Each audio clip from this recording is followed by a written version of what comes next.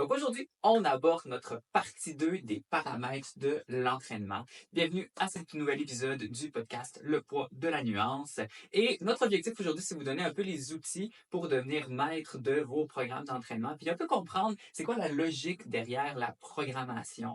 Aujourd'hui, on aborde le tempo, on aborde le nombre de répétitions et on aborde aussi le temps de repos qui souvent est un peu controversé. On veut aller plus vite généralement que la norme. Donc, on commence en instant. Bienvenue au tout nouvel épisode du podcast Le poids de la nuance par Kinvolve Fitness. Ce podcast est pour tous ceux qui se sentent désinformés, désorganisés et démotivés en naviguant à travers le monde du fitness. Dans chaque épisode, la science et la pratique sont mis de l'avant, sous toutes leurs nuances, pour donner les meilleurs outils et les fondements derrière l'entraînement et la nutrition. Si tu cherches à t'investir dans ta transformation une fois pour toutes, ce podcast est pour toi. On commence, on rentre dans le vif du sujet, on va parler du nombre de répétitions. Dépendamment de l'objectif, souvent on veut s'orienter vers l'hypertrophie. On va parler de la prise de masse aujourd'hui surtout. On va un peu toucher à tous les aspects, mais combien de répétitions est-ce qu'on devrait faire? C'est une question qui revient souvent. Oui, puis je pense que ce qui est important de mentionner, c'est quand on parle de prise de masse, on parle pas nécessairement de devenir un bodybuilder. On parle de juste développer ta masse musculaire. Puis des fois, quand on dit prise de masse, les gens sont là, non, je veux pas devenir énorme, mais c'est pas ça le but. Prise de masse, c'est prendre du muscle. Puis ça, c'est comme, en temps normal, quand tu fais de la musculation, c'est comme ton objectif. Fait que c'est pour ça qu'on parle un petit peu plus de la prise de muscle en ce moment-là. Puis souvent, tu sais, je sais pas si tu as déjà vu ça, toi, sur les réseaux sociaux, souvent, c'est là que ça paraît, mais tu sais, mettons un certain nombre de répétitions pour, si je veux cut, je vais avoir un certain nombre de répétitions. Oui. Si je veux perdre du gras, je vais être à 15 à 20. Tandis que si je veux prendre la masse, ben là, je vais être à 8 à 10. Puis ça, c'est quelque chose que, tu sais, on s'entend, tu le sais autant que moi, c'est pas vraiment vrai. Puis c'est pour ça qu'on aime ça parler de un seul phénomène, puis c'est la prise de masse, c'est le maintien ou le développement de la masse musculaire. Fait que c'est pour ça que c'est plus facile d'aller avec un rep range à partir de là, t'sais. Puis la réalité là-dedans, c'est que tout dépend vraiment d'à quel point tu te rapproches de l'échec. Je sais pas si tu es d'accord avec ça. Oui, définitivement. C'est que peu importe, si on oublie le fait qu'il y a un nombre de répétitions, dans un objectif de création de tissu, il faut qu'on ait un stimuli qui est suffisant. Puis souvent, c'est plus on est proche de l'échec musculaire, plus notre corps va vouloir justement s'adapter puis créer, renforcer ces tissus musculaires-là. Donc, le nombre de répétitions, ça n'a pas tant d'importance de prime abord. Par contre, ça peut avoir un impact au niveau de plusieurs choses comme le coût énergétique d'une série, par exemple. Si on s'en va plus vers les hautes répétitions, ben plus de répétitions, plus de demande en énergie. Et moins de répétitions aussi, parfois, il y a d'autres obstacles qui viennent entrer en ligne de compte. Comme par exemple, quand on s'en va plus à l'approche de 5 répétitions, mais ça se peut qu'on soit un peu plus hésitant à aller à l'échec musculaire par peur de se blesser ou justement d'être resté coincé sous son back squat, par exemple. C'est pour ça que souvent, on va utiliser des ranges de répétitions, bref, des intervalles de répétitions.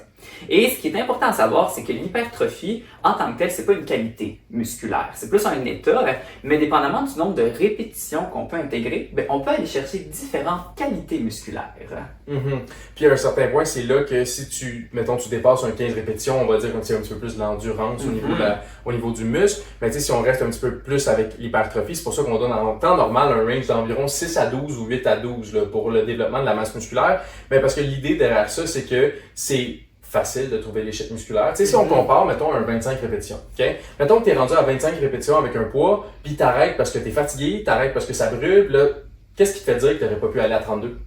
Right? Tandis que quand tu es à 8, puis tu as l'impression que les poids vont tomber dessus tellement que c'est lourd, tu sais que c'est à 8, puis tu sais que tu n'aurais pas pu en faire une de plus. Fait que c'est plus facile d'aller chercher l'échec musculaire comme ça. Puis en même temps, le 8 à 12 te permet d'avoir aussi un poids relativement lourd. Puis le stress mécanique, c'est quelque chose que ton muscle aime pour justement grossir. Fait que souvent, c'est là qu'on va aller chercher ça. Fait que là, un petit peu en haut de 15, on parle plus d'endurance. Oui. De 8 à 12, on parle plus d'hypertrophie. Puis après ça, un petit peu en bas de 6, on parle plus de force. Là, il y a plusieurs choses à la force, on s'entend. Ça peut être 5, ça peut être 1, fait que tout dépendant le type de force, de puissance que tu veux aller chercher, évidemment. Exactement. Puis il faut imaginer le nombre de répétitions comme étant un continuum constant. Tu sais, c'est pas comme trancher au couteau. Aussitôt que tu fais plus que 6 répétitions, ben là, t'es plus en force. Aussitôt que tu vas plus que 15, t'as plus de gain en force. C'est vraiment un continuum. Puis si on part du 1 répétition, puis on s'en va, mettons, jusqu'aux 8 répétitions, mettons, 8 répétitions maximales, ben là, on va plus être, en général, on va avoir plus un stimuli de force. Fait augmenter notre capacité à recruter nos fibres musculaires. Bref, ça, c'est du 1 à 8. Encore une fois, est-ce que ça veut dire que du 1 à 8, tu n'as pas de gain en masse musculaire en hypertrophie? Non, absolument pas. Par la suite, quand on s'en va plus entre le 8, mettons 8 à 15, on va rendre ça large, 8 à 15, ben là, souvent, c'est là qu'on associe un peu plus les répétitions liées à l'hypertrophie. C'est l'intervalle où est-ce que ce serait le plus facile d'aller à l'échec musculaire sans avoir un coût énergétique vraiment trop élevé. Est-ce que ça veut dire qu'entre 8 et 15, on n'a pas de gain en force? Non. Est-ce que ça veut dire qu'on peut avoir des gains en endurance aussi entre 8 et 15? Légèrement tout de même. Et aussitôt qu'on s'en va plus au 15 à 25, ben là, on est plus aussi au niveau endurance. Mais est-ce qu'on développe des adaptations en force? Oui, beaucoup moindre. Est-ce qu'on en hypertrophie? Oui, on en a aussi. Donc, c'est pas quelque chose qui est vraiment tranché au couteau et c'est quelque chose qui va varier en fait au fur et à mesure que tu t'entraînes. Parce que quand tu fais de la surcharge progressive, on va en parler un peu plus tard, ben au fur et à mesure, un certain poids, tu vas pouvoir le faire de plus en plus de fois. Fait qu'au début, le poids que tu es capable de faire juste un 6 à 8 fois, ben à un moment donné, tu vas être capable de faire un 12 à 15 fois ce poids-là. Puis là, est-ce que tu prends la décision d'augmenter la charge pour en faire moins ou de continuer avec cette charge-là, plus de répétitions? Bref, ça, ben, c'est un autre enjeu. Ouais. Puis justement, là, on parle de poids, on parle de répétition, puis quelque chose qui est super important dans les programmes, la partie 2 qu'on veut un petit peu parler de ça, c'est le tempo. Puis, tu sais, pour plusieurs raisons, je pense que le tempo, c'est souvent la partie la plus oubliée dans un programme. Est-ce que je suis là à dire que c'est la plus importante? Pas nécessairement, mais elle a ses utilités, tu sais. Prenons l'exemple de moi et Simon. Si on a un nouveau client, évidemment que apprendre des mouvements, ça doit se faire avec un certain tempo. Qu'est-ce qui arrive si tu donnes un programme à quelqu'un puis tu lui dis pas le temps d'exécution, évidemment, d'un mouvement? Qu'est-ce que ça va donner? Ben, ça va donner que la personne va faire il va balancer ses poids. Il va aller vite. C'est ça. Fait que l'idée, c'est que c'est une des utilités super intéressantes du tempo. Puis pour ceux qui savent pas, en fait, c'est quoi le tempo? Veut pas, c'est en fait, c'est un temps d'exécution de répétition. C'est vraiment ça qui est général avec le tempo. Puis souvent, c'est exprimé en 4 chiffres. Fait que, mettons, 2, 0, 2. Chaque chiffre correspond à un nombre de secondes d'une phase du mouvement. Donc, si on prend l'exemple du 2, 0, 2, 0, qui est comme un tempo qui est assez général et modéré, puis on prend l'exemple d'un bicep curl. Fait que dans le fond, la première phase, c'est toujours la phase excentrique. La phase excentrique, c'est quand ton muscle qui travaille s'allonge. Fait que dans le cas du bicep curl, c'est quand tes mains descendent vers le bas. On s'entend? Au niveau de du deuxième chiffre, lui, c'est une pause à la fin de la phase excentrique. Donc, une fois que ton muscle est étiré, est-ce que tu as une pause ou pas en bas? Ensuite, le troisième chiffre, là, c'est la phase concentrique. Fait que concentrique, contraction, quand ton muscle se contracte. Fait que dans le bicep curl, c'est vraiment quand on remonte les poignets vers le haut puis que le bicep est contracté. Puis à la fin, le dernier chiffre, on a compris la tendance, c'est une pause à la fin de la phase concentrique. Donc, une fois que tu es bien contracté en haut, est-ce que tu gardes 1-2 secondes pour vraiment brûler ton muscle ou tu redescends direct? Fait que l'idée du tempo, c'est ça. Puis dans un 2-0-2, si on pense comme ça, on pourrait se dire que, la répétition va durer 4 secondes. Exactement. Fait que ça ressemble à ça au niveau du tempo. Puis je voulais juste l'expliquer comme ça, c'est clair pour tout le monde, parce que des fois on drop des choses puis c'est pas tout le temps clair. Mais en termes d'utilité, tu sais, autre qu'un petit peu comme apprendre à faire un bon mouvement, as-tu une idée au niveau du tempo? Le tempo, dans le fond, ça revient un peu à créer un temps sous tension. Ouais. Tu sais qu'on veut quand même avoir un temps sous tension pour créer un stimuli, tu sais, un stress qui est mécanique. Par contre, est-ce que le temps sous tension, c'est le principal facteur qu'on va regarder? Non, parce que généralement, lorsqu'on s'entraîne puis qu'on s'en va proche de l'échec musculaire, notre intensité est automatiquement dictée par la quantité de force que ça demande de faire le mouvement. Fait que si je prends un exemple du 2-0, 2-0, si, admettons, au début, je fais mes bicep curls, ça se peut que je sois capable de faire un concentrique 2 secondes, un excentrique 2 secondes, mais plus la charge va devenir lourde, en fait, plus on fait, c'est pas vrai, la charge va rester la même, mais plus on va augmenter le nombre de répétitions, plus on va créer de la fatigue, plus ça va être difficile de faire bouger la charge dans l'espace plus rapidement. Fait que ça se peut que ton 2 secondes de concentrique se transforme en 3 secondes de concentrique, en 4 secondes de concentrique. Puis à un moment donné, tu vas faire une partie de concentrique parce que tu n'es plus capable de faire un mouvement, une contraction, puis là, tu es à l'échec. Donc là, on a augmenté le temps sous tension sans s'en rendre compte. Est-ce que ça nous a pris 4 secondes de faire le concentrique? Là, c'est problématique? Non. Absolument pas. Fait que souvent, on l'utilise, personnellement dans notre équipe, on l'utilise beaucoup plus pour enseigner, comme tu disais, un rythme d'exécution. Puis il y a différentes manières de penser, différentes philosophies. Il y en a qui sont plus à cheval, il y en a qui sont moins à cheval. Nous, de notre côté, c'est vraiment plus un outil. Puis parfois, c'est aussi juste prendre le temps de contrôler l'excentrique. Parce que, mettons, au bicep curl, ce qui arrive, c'est qu'au lieu de résister à la gravité, on utilise souvent le bicep curl dans notre podcast comme exemple. Qu'on trouve autre chose. Il est vraiment facile. Mais bref, on va le garder. Fait que pour contrôler l'excentrique, dans le fond, souvent, ce que les gens ils font, c'est qu'ils relâchent à la place au lieu de résister.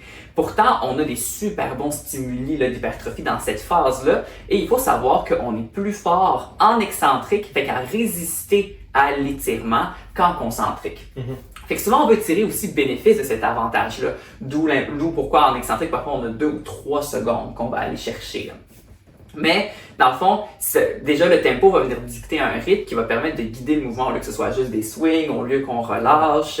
Et vraiment, c'est dans un objectif de développement musculaire qu'on fait ça. Parfois, les pauses, on les rajoute aussi pour favoriser, personnellement, c'est ça que je fais souvent, pour favoriser, dans le fond, la connexion neuromusculaire qu'on a.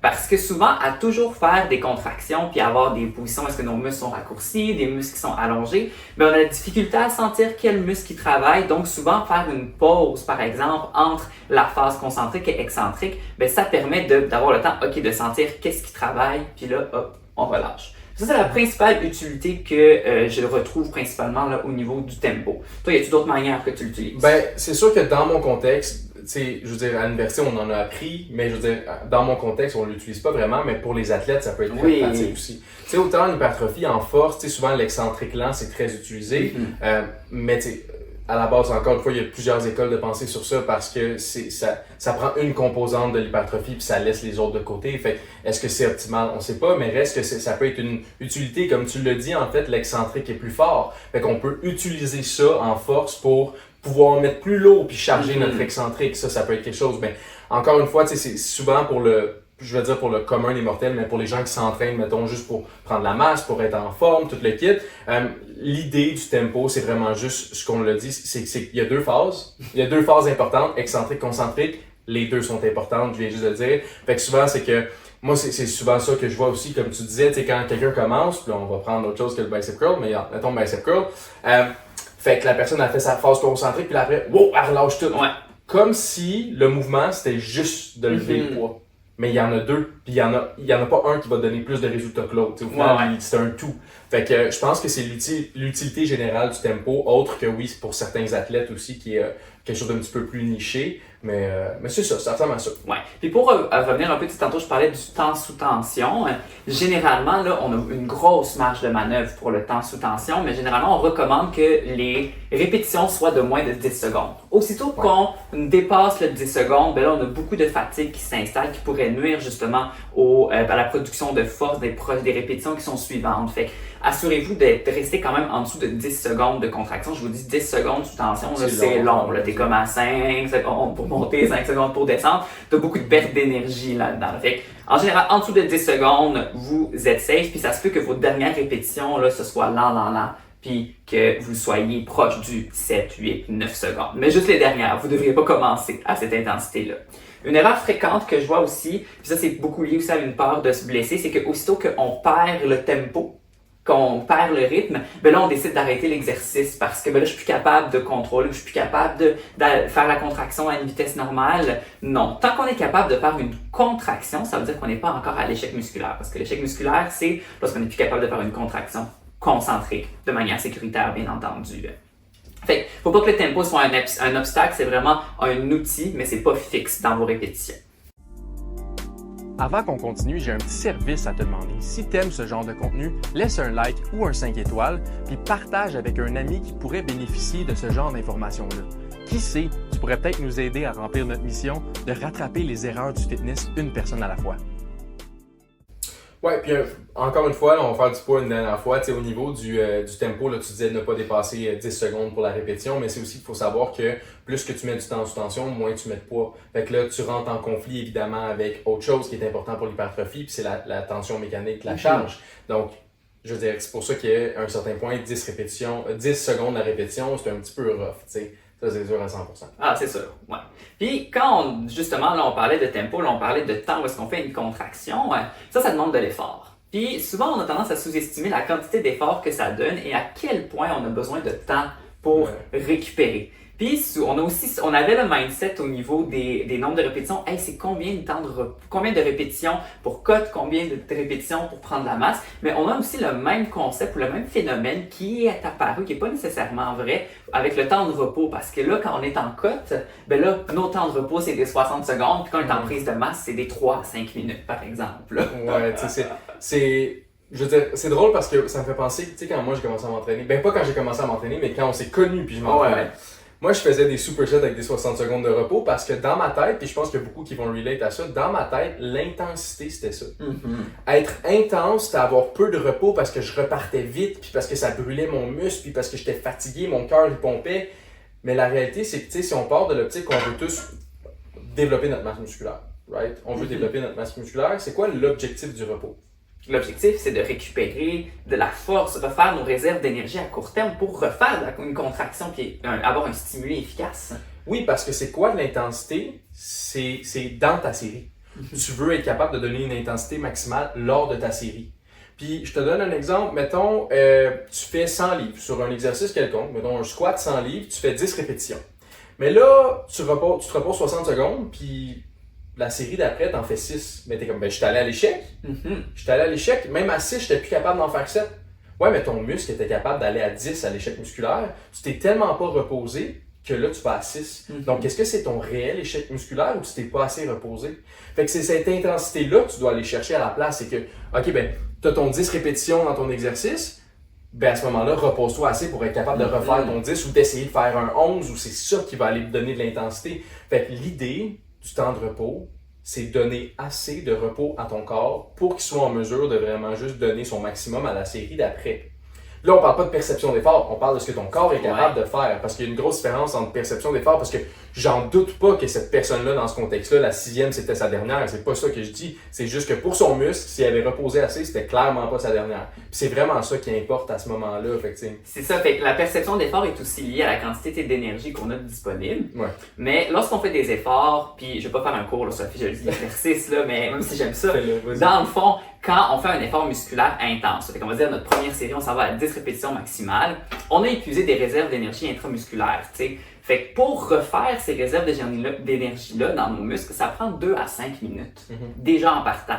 Fait que si on les a épuisés à notre première série, puis là on se dit « Hey, on va prendre 60 secondes pour le refaire », mais ce qui va arriver, c'est que c'est pas les forces contractiles de tes tissus qui vont faire de tes muscles qui va faire que tu n'es plus capable de faire la contraction, c'est juste qu'ils n'ont pas d'énergie disponible pour le faire. Ce qui fait que ça pourrait vraiment nuire au gain en masse musculaire. La perception d'effort va être élevée parce que tu n'as pas l'énergie qui est disponible. Tu sais, c'est comme si tu te lèves un matin, tu n'as pas dormi, puis là tu t'en vas faire un effort où tout devient un peu plus un effort parce que tu n'as pas d'énergie pour ça. C'est pour ça que le temps de repos, c'est important. Il y a une étude qui a été faite, là, je pense que c'est en 2016, mais il faudrait que je confirme dans la description. Mais il avait comparé, dans le fond, un exercice qui était fait avec 60 secondes de repos et 3 minutes de repos. Puis il avait observé, dans le fond, lesquels avaient le plus de gains en masse musculaire. Puis vraiment, les exercices de 3 minutes avaient vraiment un meilleur gain. De notre côté, ça peut sembler évident, mais on a quand même beaucoup de personnes qui sont toujours, ben là, moi je faisais des 60 secondes, puis je fais encore des 60 secondes. Mais tu as quand même plus de bénéfices à prendre plus de repos que de ne pas en prendre assez. Parce que la perception d'effort, comme tu disais, ben, elle va être élevée même à 60 secondes. Il y a aussi les exercices qui sont pluriarticulaire versus monoarticulaire qui font une grosse différence. Fait que là, tantôt, tu parlais de back squat. Mais souvent, avec les gros mouvements, puis on voit aussi beaucoup ça dans le powerlifting, tu sais, on entend « il faut prendre des 5 minutes de repos parfois, 3 minutes de repos. » Mais c'est parce que aussi, les gros mouvements comme squat, deadlift, bench press, c'est les plus évidents.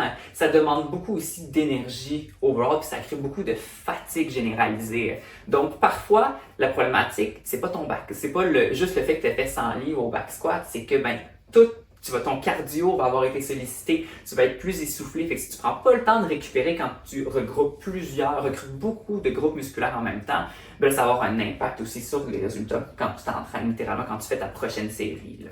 Ben, d'où justement pourquoi, je sais pas si on a le même feed TikTok, mais il y a souvent des jokes comme quoi les powerlifters ont le temps de finir un livre au combien entre leur série. Ben, c'est totalement normal parce que ces gens-là s'entraînent pour la performance. Donc, ils doivent s'assurer d'être plus proches possible de leur 100% lors de la série d'après. Donc, c'est sûr qu'ils vont prendre des 5-6 minutes après une grosse série de back squat, c'est normal. Ils en ont besoin. Puis il y a la fatigue locale des muscles, mais il y a la fatigue du système nerveux aussi. Fait qu'il y a les trucs à prendre en considération, évidemment.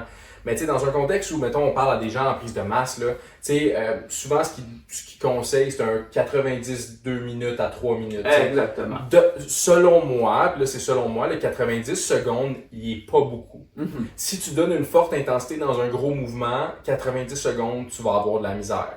Mais peut-être que justement, sur un bicep curl, 90 secondes, ça va être correct. Encore une fois, pour moi, je trouve que c'est pas assez. Mais souvent, je trouve que le 2 minutes, c'est un fun sweet spot. Puis les exercices un petit peu plus difficiles, tu peux les mettre à 3 minutes. Comme ça, tu t'assures que, évidemment, tu es en mesure de vraiment récupérer assez.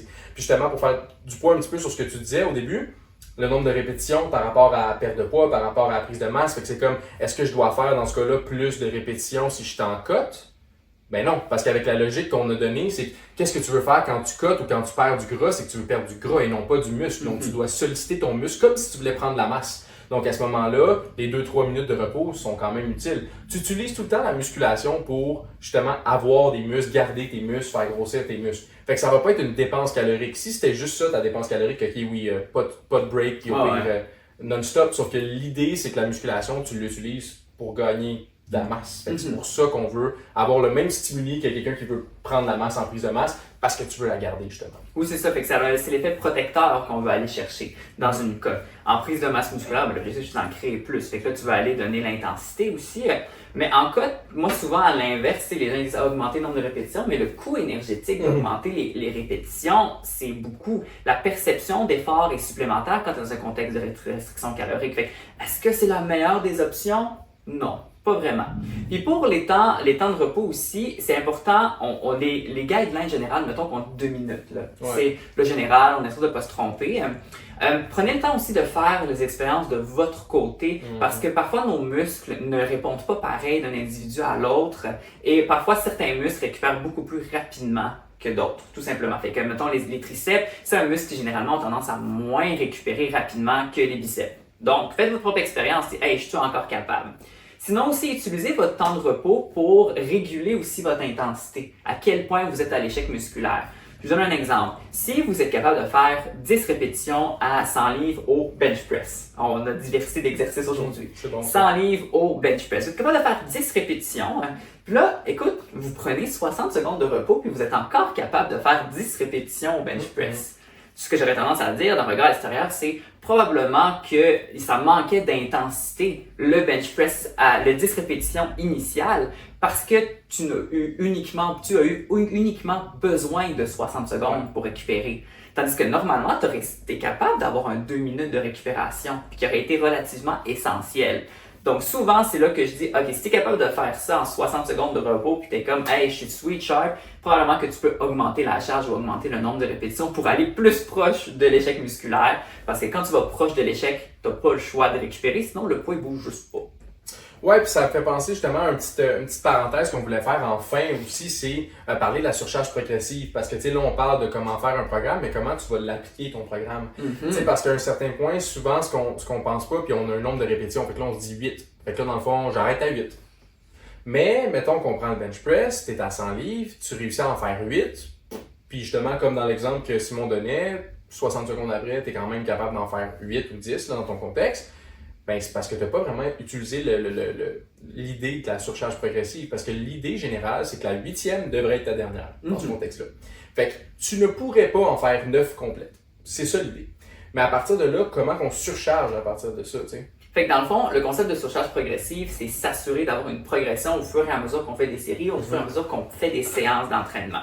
Fait que déjà là, en partant, ce que je recommande, c'est toujours de noter les poids. Déjà en partant, parce que ce soit dans ton téléphone, dans la section notes, que ce soit dans un calepin, juste pour pas reculer quand tu le fais, parce que dépendamment du mood, dépendamment du niveau d'énergie, c'est facile d'être comme, eh ben écoute, aujourd'hui, je vais faire 85 livres au bench au lieu de 100, ou aux machines à poulies. Fait que bref, notez vos poids, c'est super important, particulièrement si vous avez un objectif précis, vous voulez avoir un résultat qui est précis aussi.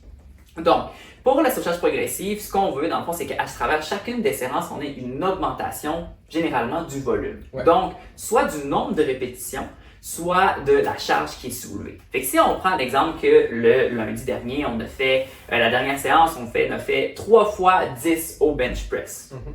Ben, la séance d'après, l'intention, ce serait d'essayer de faire, OK, mais 3 fois 11 peut-être au bench press. Puis ça pourrait être, au début, tu essaies d'en faire 11, tu essaies d'en faire, puis deuxième série, hey, je suis capable d'en faire 11 aussi. Dernière série, finalement, je suis capable d'en faire 10. Ben, on a quand même 2 répétitions de plus par rapport à notre dernière séance.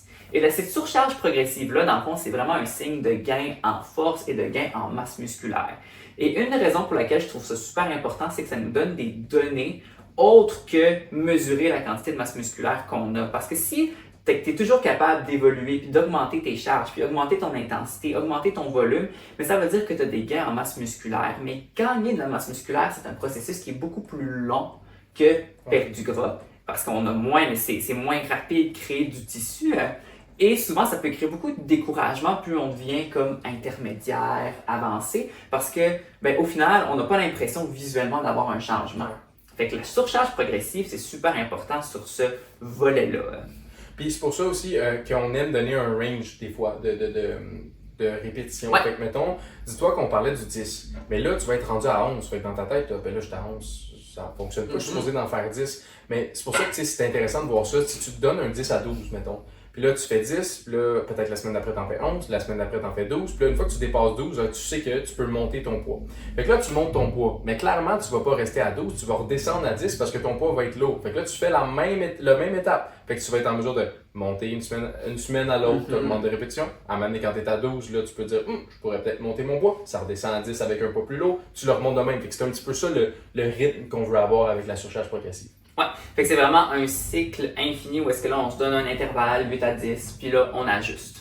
Un autre point pour la surcharge progressive qui est souvent pas considéré comme l'augmentation du volume, mais c'est aussi l'amélioration de la technique. Souvent, ça se peut que tu aies certains exercices comme par exemple le bench press, que là tu vas accorder un peu moins de volume, mais c'est une forme de progression, avoir une meilleure technique parce que éventuellement ça va te permettre de soulever plus lourd et ça va te permettre aussi d'éviter de te blesser. Donc ça fait partie aussi là, du volet d'amélioration. Fait que ça c'est important aussi. Fait que soyez pas surpris si parfois vous êtes comme hey, je suis dans un plateau puis là on doit corriger la technique, mais ça fait partie aussi de la progression, c'est juste qu'on a tendance à en parler un peu moins souvent. Donc, avec cette deuxième partie, ça fait à peu près le tour de tous les paramètres d'entraînement et les concepts de base que vous devriez comprendre. Maintenant, est-ce que vous serez capable de faire le meilleur programme d'entraînement du siècle? Peut-être pas, mais vous aurez au moins des outils qui vous permettraient de comprendre comment lire votre programme d'entraînement puis comment l'ajuster en fonction de vos objectifs. La semaine prochaine, on se rejoint, c'est un rendez-vous et on va parler de sommeil. Quelque chose que, on entend parler, on a les recommandations, on a les chiffres, il faut dormir un 7 à 9 heures. Mais pourquoi est-ce que dans ce contexte de perte de gras et de prise de masse musculaire, on voudrait dormir au minimum son 7 à 9 heures? Donc, ce sera pour lundi prochain. Pour nous contacter, vous pouvez nous rejoindre sur Instagram, c'est là qu'on est le plus actif. Vous pouvez écrire directement à coachj.kindvel ou moi-même coachsim.kindvel et je vous dis à la semaine prochaine.